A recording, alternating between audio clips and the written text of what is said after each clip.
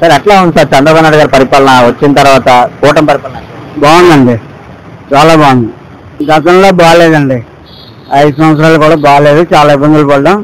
ఇప్పుడు మటుకు బాగుంది. సార్ ఇప్పుడు జగన్మోహన్ రెడ్డి చూసినట్లయితే వెన్నుపోటు దినోత్సవం, ఈ రోజు వెన్నుపోటు దినోత్సవం అంటారు. అంటే జనాలను అంటున్నాడా చంద్రబాబుని అంటున్నాడా? అదేం లేదండి, అదంతా హమ్మక్కండి. అది జగన్ గారి అంతా ఇది, ఆయన అంతా పాడు చేస్తారు అంతా రాష్ట్రం అంతా.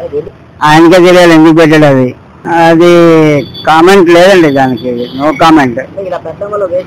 అది వేస్ట్, టైం వేస్ట్, జనాలకి అంతా టైం వేస్ట్. అది అన్నమాట బాగాను. టైం తినేయడం, జనాల టైం తినేయడం అనవసరంగా, అంతే అంతే. వెన్నుపోటు దినోత్సవాలు ఇంకోటి ఇంకా చంద్రబాబు నాయుడు పరిపాలన అభివృద్ధి సంక్షేమం ఎట్లా ఉంది? చేస్తారండి, బాగానే చేస్తున్నారు.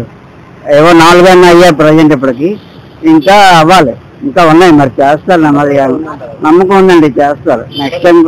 నెక్స్ట్ టైం కూడా అయినా రావాలి. చంద్రబాబు నాయుడు గారు వస్తేనే బాగుంటుంది. మళ్ళీ రేషన్ బండ్లు పెట్టి చాలా ఇబ్బంది పడ్డారు గతంలో, ఎక్కడో రోడ్డు మీద పెట్టి జనాలు లైన్ లో కట్టుకొని పనులు మానుకొని ఉండేవారు. ఇప్పుడు చూసినట్లయితే రేషన్ షాప్కి వెళ్ళి ఏ టైం అయినా, నెల రోజుల్లో ఏ టైం అయినా వెళ్ళి తీసుకో విధంగా పెట్టారు. అప్పుడు ఎట్లా ఉండదు, ఇప్పుడు ఎట్లా ఉంది? ఇప్పుడు బాగుందండి.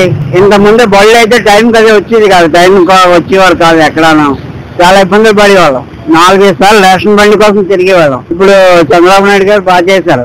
దోస్ టు క్రేజ్ అంతా నాదెళ్ళ మనోహర్ అండ్ చంద్రబాబు నాయుడు గారు. బాగుంది హ్యాపీగా.